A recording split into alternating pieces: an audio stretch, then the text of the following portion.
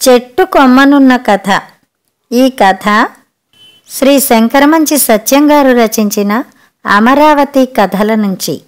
కొన్ని కథలు నేల మీద నడుస్తాయి, కొన్ని కథలు గాలిలో ఆడుతాయి, కొన్ని కథలు చెట్టు కొమ్మన కూర్చుంటాయి.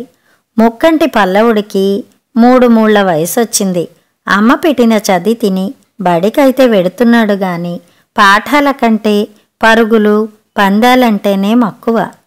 పొద్దున్న సాయంత్రం అక్షరాల సంగతి అయ్యవార్లకు వదిలేసి ఆకతాయిల్ని చేరదీసి జట్లు కట్టి కుస్తీపట్లు పట్టడమే ముక్కంటి పని. ఓ రోజు పోటీలో తగాదా వచ్చింది. మాటలు పెరిగాయి. నువ్వెంతంటే నువ్వెంత అనుకున్నారు పిల్లలు. ఒకడెవరో చెంగున లేచి, పోరా నీ అబ్బకి చెప్పుకోరా అన్నాడు ముక్కంటిని. వాడికి అబ్బలేడురా అన్నాడు ఇంకొకడు. ఆ మాటతో ముక్కంటి నీరు గారిపోయాడు. ఎవరన్నారయ్యా నీకయ్య లేడని అంది తల్లి. ఊరువాడ అంతా అంటున్నారమ్మా అన్నాడు ముక్కంటి. వాళ్ళకే సమాధానం చెప్తాను రావయ్యా అంటూ ముక్కంటిని చేయి పుచ్చుకుని నడివీధిలోకి తీసుకొచ్చింది. పెద్ద అరుగు మీద కొడుకును నుంచోపెట్టి పిల్లల్ని పెద్దల్ని అందర్నీ కేకపెట్టి పిలిచింది. అలా పోగైన జనసమూహానికి ముక్కంటి జన్మ చెప్పింది. అన్నలారా అమ్మలారా, నా బిడ్డ ముక్కంటికి అయ్య లేడన్నారట. నేనిప్పుడు చెప్తున్నాను, నా బిడ్డకు తండ్రి ఆ అమరేశ్వరుడు. జనం ముఖాముఖాలు చూసుకున్నారు. చెప్పుకుపోతోంది ముక్కంటి తల్లి. నేను విధవను. 10 ఏళ్ల క్రితం స్వామి ముందు సాగిలపడి నాకు సంతానం ఇవ్వమని ప్రార్థించాను. నాకు సంతానం కలిగితే పుట్టెడు నీళ్లతో నీకు దీపారాధన చేస్తాను, పుట్టెడు ఇసుకతో నీకు సమారాధన చేస్తానని మొక్కుకున్నాను. ఆ మొక్కుకోవడం విన్న ఆడవాళ్లు నన్ను గేలి చేశారు. ఆ తర్వాత నాకు నెలలు నిండాయి. ఈ ముక్కంటి పుట్టాడు. ఆ మొక్కుబడి ఇంతవరకు తీర్చలేదు. నా బిడ్డ తండ్రిని నిర్ధారించడం కోసమే ఇంతకాలం ఆగానేమో తెలీదు. ఇప్పుడే తీరుస్తాను అని కృష్ణకెళ్ళి పిందెడు నీళ్లు తీసుకొచ్చి గాబులో పోసి ఒత్తి చేసి వెలిగించి దీపారాధన చేసింది. కృష్ణలో ఇసుక బుట్టెడు తీసుకొచ్చి వండి ఊరందరికీ సమారాధన చేసి వడ్డించింది. ముక్కంటి పెరిగి పెద్దవాడయ్యాడు. అయ్యవార్ల చదువు ఉపయోగించలేదు కానీ అలనాటి ఆకతాయి జట్లు ఉపయోగించాయి. ఊరూరా తన సైన్యం పెంచుకుని అప్పటిదాకా పరిపాలిస్తున్న జైనరాజుల్ని వెళ్ళగొట్టి ధరణికోట రాజధానిగా వైదిక రాజ్యం స్థాపించాడు. ఎవరి ముక్కంటి పల్లవుడు? ముక్కంటి పల్లవుడు, త్రినేత్ర పల్లవుడు, త్రినయన పల్లవుడు అన్న పేరుగల రాజు కంచీపురం రాజధానిగా పరిపాలించాడని చరిత్ర చెప్తోంది. ఆ పేర్లతో అనేక మంది రాజులు తెలుగుదేశంలో ఉండేవారని చారిత్రకులు చెప్తున్నారు. ఎవరేం చెప్పినా మనం కథ చెప్పుకోవడానికి ఇబ్బంది లేదు.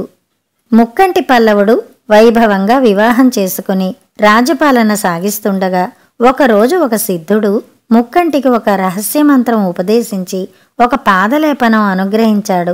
ఆ పాదలేపనం సాయంతో ముక్కంటి పల్లవుడు రోజు క్షణమాత్రంలో కాశీకి చేరుకుని గంగలో స్నానం చేసి తిరిగి క్షణంలో రాజధానికి వస్తున్నాడు. ముక్కంటి భార్య తన భర్త రోజూ వెళ్ళి గంగా స్నానం చేసి వస్తున్నాడని గ్రహించింది. ఒకనాడు ఆ పాదలేపనం తనకు కూడా అనుగ్రహించమని వేడుకుంది. ముక్కంటి సమ్మతించలేదు. ముక్కంటి భార్యకు తాను రోజు గంగా స్నానం చేయాలనే కోరిక అధికమైంది. జైన సిద్ధుల్ని ఆశ్రయించి వాళ్ల ద్వారా ఆ పాదలేపనాన్ని సంపాదించగలిగింది. దాని సాయంతో భర్త బయలుదేరిన మరుక్షణంలో తను కాశీకి బయలుదేరి గంగలో స్నానం చేసి భర్త రావడానికి కొంచెం ముందుగా ఇల్లు చేరుకోవడం మొదలుపెట్టింది. ఇలా కొంతకాలం గడిచింది. ఒకరోజు ముక్కంటి భార్య గంగలో స్నానం చేసి ఒడ్డు మీదకి వచ్చేసరికి వాకిటుంది. వాకిటుంటే ఆ పాదలేపనం పని చెయ్యదు. తత్తరపడింది. రాజధానికి చేరుకోవడం ఎట్లా? గత్యంతరం లేక భర్తను వెతుక్కుంటూ ఒడ్డు వెంటే నడిచి వెళ్ళింది. అల్లంత దూరాన ముక్కంటి స్నానం ముగించుకుని ఒడ్డుకి వస్తున్నాడు. అంతఃపురంలో ఉండవలసిన భార్య గంగ ఒడ్డున కనిపించేసరికి ఆశ్చర్యపోయాడు. భార్య చేతులు జోడించి వివరం చెప్పి తప్పిదం ఒప్పుకుంది. మార్గాంతరం ఆలోచించమంది. అప్పుడు ముక్కంటి కాశీలోని పండితుల్ని సిద్ధుల్ని ఆశ్రయించి తరుణోపాయం చెప్పమని వేడుకున్నాడు. ఈ రహస్య గంగా స్నానం ఎవరికీ తెలియదని మేము వెంటనే అమరావతికి వెళ్ళకపోతే రాజ్యం అల్లకల్లోలమైపోతుందని వివరించాడు. పండిత పరిషత్తు ముక్కంటి దంపతుల్ని వారి తపోమహిమతో వారి రాజధానికి చేర్చడానికి ఒక షరతు పెట్టింది. 2 సంవత్సరాల తర్వాత కాశీ రాజ్యంలో గొప్ప క్షామం రాబోతోంది. ఆ సమయంలో మేము అమరావతి వస్తాము, మిమ్మల్ని పోషిస్తాను అని గంగలో నీళ్లు వదిలితే రాజధాని చేరుస్తాము అని. ఆ ప్రకారం ముక్కంటి గంగలో నీళ్లు వదలగా దంపతులు రాజధాని చేరుకున్నారు. 2 సంవత్సరాలు గడిచింది. కరువు వచ్చింది. 6,000 కుటుంబాలు కాశీ నుంచి బయలుదేరి నైజాం రాజ్యం గుండా పరిటాల మీదుగా గనాతకూరు దగ్గరకు వచ్చేసరికి కృష్ణానది మహోధృతంగా వరదల్లో ఉంది. కృష్ణ దాటడానికి సాధనం లేదు. ఆకలితో అలమటిస్తున్న ఆ కుటుంబాలు ఒక నిర్ణయానికి వచ్చాయి. ఆకలితో ఇక్కడ చచ్చిపోవడం కంటే కృష్ణలో దూకి ఆత్మహత్య చేసుకుందామని కృష్ణలో దూకారు. కృష్ణ 2 పాయలుగా విడిపోయి వాళ్లకు తోవ ఇచ్చింది.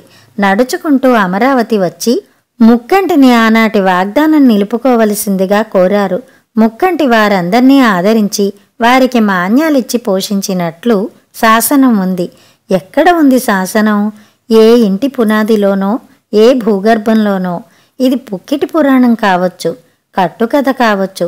ఆ శాసనం దొరికి పలికితే తప్ప చెట్టు కొమ్మనున్న కథ చేతికందదు. కథ సమాప్తం.